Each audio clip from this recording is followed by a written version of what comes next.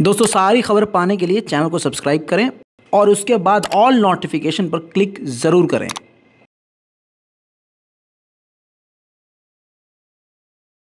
सलाम, नमस्ते, सत श्री अकाल। मैं हूं रजा और आप देख रहे हैं रजाग्राफी का वॉर अपडेट। इस वॉर अपडेट में रूस और यूक्रेन की ताज़ा और सबसे बड़ी जानकारी जंग की मैं आपको देने वाला हूं। यह आज का पहला वॉर अपडेट है, ध्यान से समझिएगा। बहुत सारी चीज़ें आपको बतानी है जो कि काफ़ी बड़ी हैं। पहली बात यह है कि ईरान ने आखिरकार जो दोस्ती निभाई थी उसका सिला मांग लिया है, यानी रूस से कह दिया है कि भाई साहब आप दोस्ती निभाओ। हमने सारी दुनिया की गालियां खाई, पूरी दुनिया की पाबंदी झेल रहे हैं और आपको हथियार देने की वजह से काफ़ी नुकसान झेल रहे हैं। तो ईरान की मदद रूस कर रहा है, इसकी भी कंफर्मेशन आ गई है। खबर यह है कि ईरान ने नेवी शिप के लिए मदद मांगी है। ईरान ने जो लड़ाकू पानी के जहाज़ होते हैं उसके नए डिज़ाइन भी रशिया से मांगे हैं और वॉरशिप भी रशिया से मांगी है। समुद्र में ईरान को सबसे ज़्यादा खतरा होता है। इजराइल, अमेरिका, जितने भी ईरान के दुश्मन हैं समुद्री इलाके से हमलावर होते हैं। इस वजह से ईरान अपनी नेवी को मजबूत करने के लिए रूस का सहारा ले रहा है। रूस को हवाई ताकत दे रहा है कौन? यानी मिसाइल, रॉकेट, ड्रोन ईरान दे रहा है। इसके बदले रशिया जो है युद्धपोत देने की बात कर रहा है और बनाने की भी उसके साथ बातचीत चल रही है। इस बात को अमेरिका ने भी कंफर्म किया है। जब से ये जंग चल रही है, बड़ी खबर है, कान खोल के सुनिए। जब से ये 9 महीने से जंग चल रही है, रूस ने सबसे बड़ा हमला आज कल के ही दिनों में किया। इन 2 दिनों में ऐसा हमला किया कि पूरा यूक्रेन ब्लैक आउट हो गया, जनरेटर तक बंद हो गए, पूरी धरती हिल गई। ऐसा लग रहा था कि जलजला आ गया है। रूस ने एक साथ एक ही वक्त में 70 मिसाइल, वो भी बड़ी, यूक्रेन के पूरे अलग अलग शहरों पर बरसाई, यानी रॉकेट की बारिश, जिसको पूरी तरह से यूक्रेन नहीं रोक पाया। जिस हमले में पूरे यूक्रेन में ब्लैक आउट हो गया, पूरा अंधेरा हो गया, बिजली बत्ती गुल हो गई और 3 बड़े शहर पूरी तरह से बर्बाद हो गए, जलकर राख हो गए।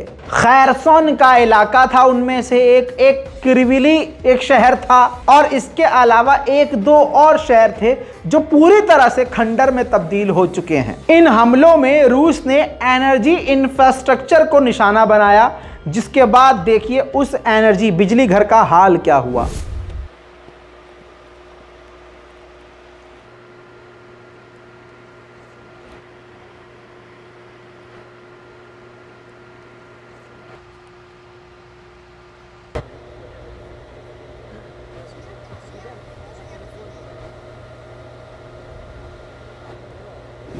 इसी साल में 5वीं मर्तबा भारतीय प्रधानमंत्री माननीय नरेंद्र मोदी जी ने व्लादिमीर पुतिन से बात करी है और खुद बात करते हुए पुतिन से सारी जानकारी भी ली है। क्रेमलिन के द्वारा बताया यह गया है कि रूस ने अपना पॉइंट ऑफ व्यू बताया है कि हम यूक्रेन पर हमला क्यों कर रहे हैं, हमारा मकसद क्या है, ऐसे कौन से वजूहात थे जिनकी वजह से रूस को हमला करना पड़ गया। उधर प्रधानमंत्री मोदी ने साफ बात कही कि इस जंग को जल्द से जल्द पुतिन साहब खत्म कर दें तो ज़्यादा बेहतर होगा। साथ में भारत के साथ मिलकर काम करने को भी कहा है और रूस को यह समझाया भी है कि जितनी जल्दी ये जंग खत्म हो इस दुनिया के लिए, विश्व के लिए, उतना ही अच्छा होगा।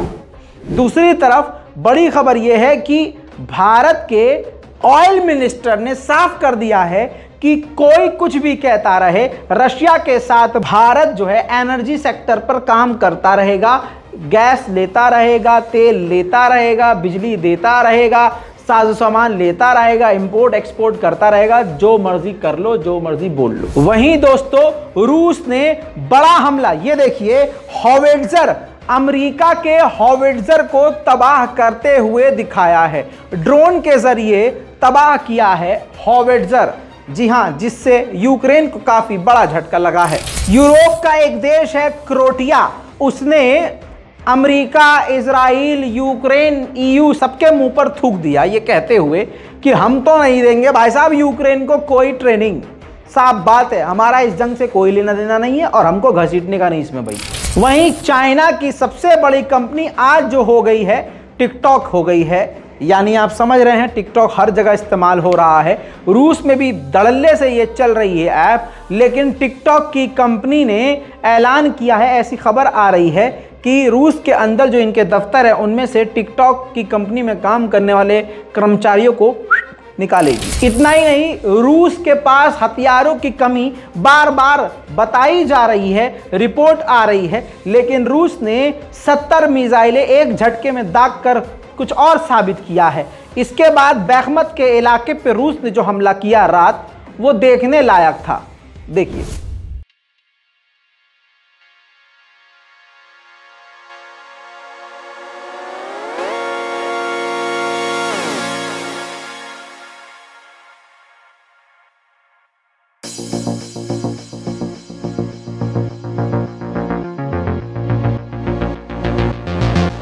अब रूस के खिलाफ अमेरिका ने एक और बड़ा कदम उठाया है, ऐलान किया है हम एक नया ऑपरेशन शुरू कर रहे हैं। अमेरिका इस ऑपरेशन के तहत जनवरी से शुरू करने वाला है। हर महीने 500 यूक्रेन के फौजियों को ट्रेन करेगा।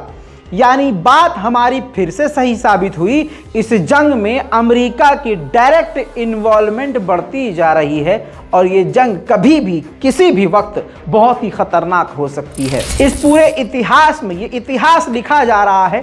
आने वाले समय में छोटे छोटे जो आज बच्चे हैं वो स्कूल और कॉलेजेस में पढ़ेंगे और इस इतिहास का आप और हम गवाह बन रहे हैं। इसलिए इस जंग को याद रखिए और इस जंग की बातों को भी याद रखिए।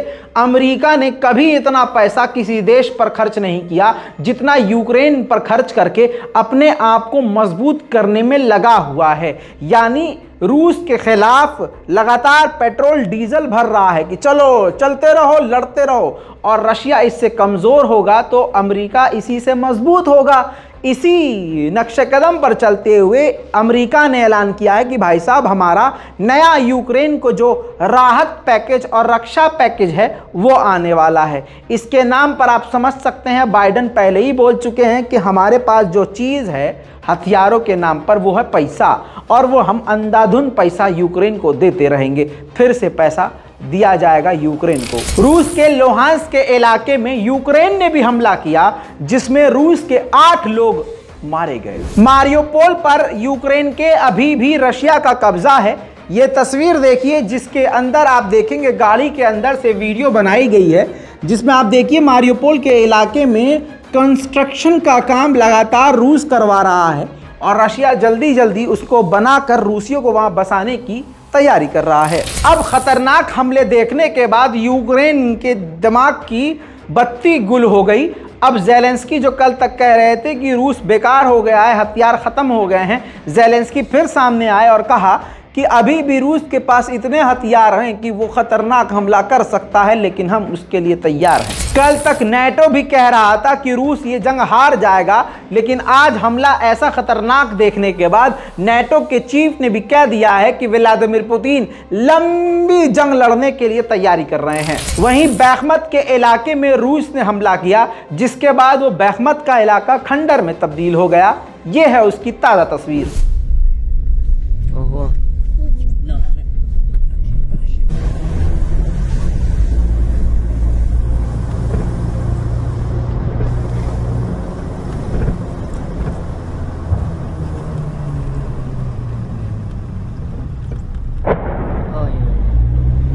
वहीं दोस्तों, कतर में फीफा वर्ल्ड कप चल रहा है।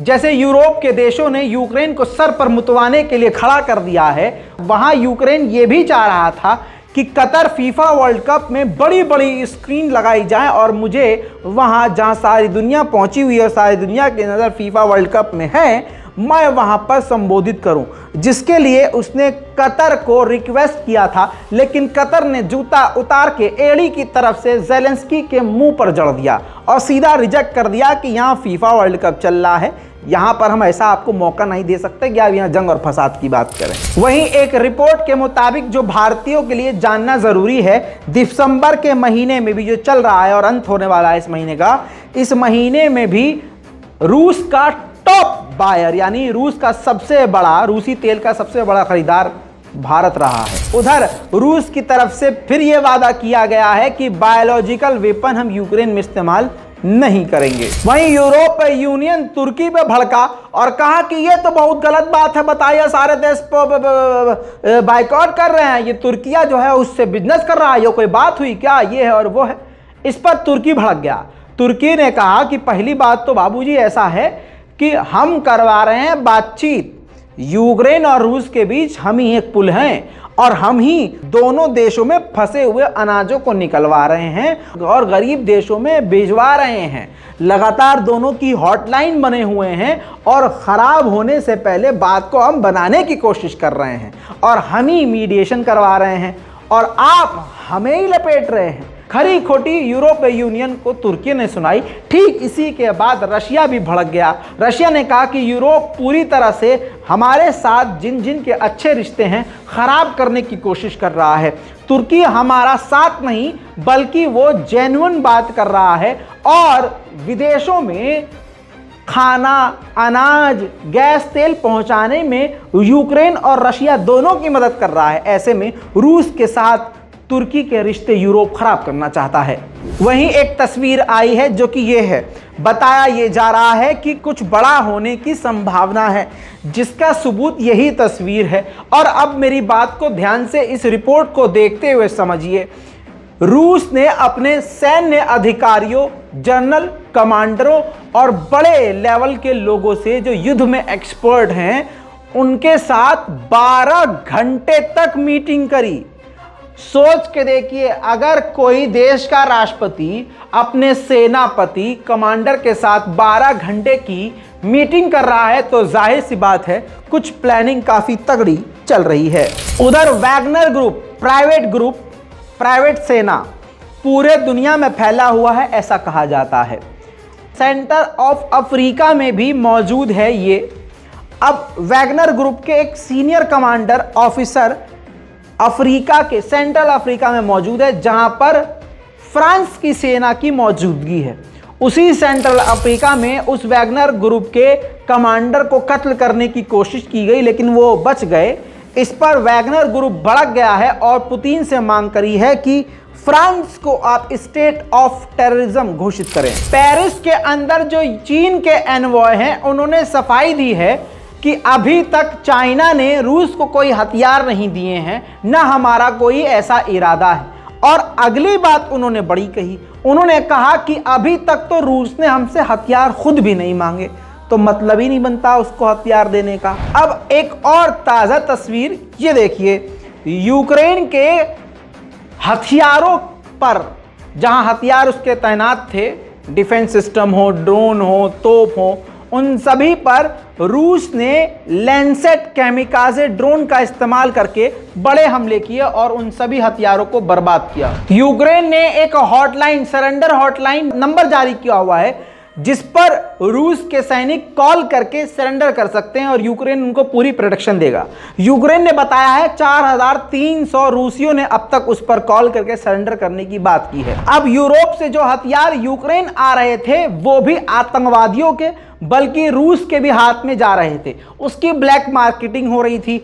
अमेरिका पहले ही से ही बाल खुजा रहा है कि यार ये हमारे हथियार जा कहाँ रहे हैं। अब ब्रिटेन को भी टेंशन हो गई तो ऋषि सुनक, नए प्रधानमंत्री ऑफ ब्रिटेन, उन्होंने भी ऐलान कर दिया है कि भाई साहब इसकी जांच करो, हमारे हथियार सही जगह जा रहे हैं या कहीं और ही जा रहे हैं। उधर मोल्डोवा ने रूस के खिलाफ कदम उठाते हुए 6 रशियन टीवी को सस्पेंड कर दिया है। व्लादिवोस्तोक रूस का एक शहर जहां पर रूस के हथियार खाने थे, वेयर हाउस समझ लीजिए उसको, धमाका हुआ, आग लगी, क्या हुआ कैसे हुआ नहीं पता, लेकिन जलकर राख हो गया। Горит склад на Карьерной. Время настоящее. Пожарки стоят. Сначала загорелась мусорка. उधर यूरोप का एक चैनल ज़ेलेंस्की का इंटरव्यू ले रहा था। उसी दौरान ज़ेलेंस्की ने कहा कि मैं कल भी तैयार था व्लादिमीर पुतिन के मुंह पर मुक्का मारने के लिए और आज भी तैयार हूं। Un homme, un vrai, quand il veut faire passer un message à quelqu'un, par exemple, comment dire, s'il veut lui casser la gueule, eh ben il le fait tout seul. Si c'est un vrai homme, sans recourir au service d'un intermédiaire. Si moi j'avais un message de ce genre à faire passer à Poutine, je le ferais moi-même. Mais je reste toujours ouvert à ce genre. रूस का इलाका है Crimea. अब रूस के उस इलाके के लोगों को भी इस बात का एहसास हो चुका है कि शायद वर्ल्ड वॉर 3 की शुरुआत हो चुकी है। अब क्रीमिया से भी लोग फरार हो रहे हैं, भाग रहे हैं। उसी चक्कर में जाम देखिए।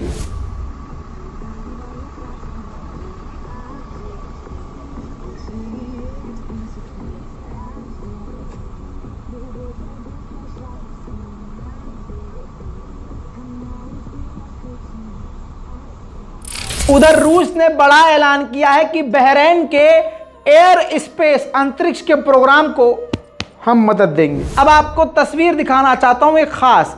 जब रूस ने यूक्रेन पर हमला किया तो हमला इतना खतरनाक और इतना बड़ा था कि यूक्रेन के काफी दूर से जो फ्लाइट गुजर रही थी उसके अंदर से पैसेंजर्स भी बड़े आराम से उन गिरती हुई मिसाइलों को देख पा रहे थे। देखिए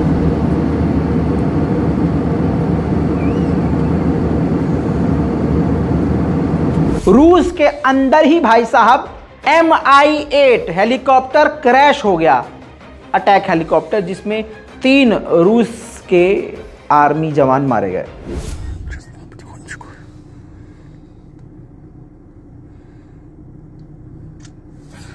इस वॉर अपडेट में अभी तक के लिए इतना ही। थोड़ी देर में फिर आपके सामने आएंगे, तब तक इस वीडियो को देखिए, शेयर कीजिए और हमारे इस खास वीडियो को, जैसा मैंने आपसे कहा था पहले भी कि रज़ाग्राफी अनस्क्रिप्टेड में भी कुछ ऐसे कंटेंट आएंगे जिससे आपके नालायक बच्चे भी सुधर जाएंगे। जी हाँ, तो देखिए, थोड़ी मोटिवेशन मिलेगी, हिम्मत मिलेगी, मज़ा भी आएगा और हाँ, बहुत कुछ सीखने को भी मिलेगा। तो इस वीडियो को भी रज़ाग्राफी अनस्क्रिप्टेड पे जाके देखिए। जय हिंद।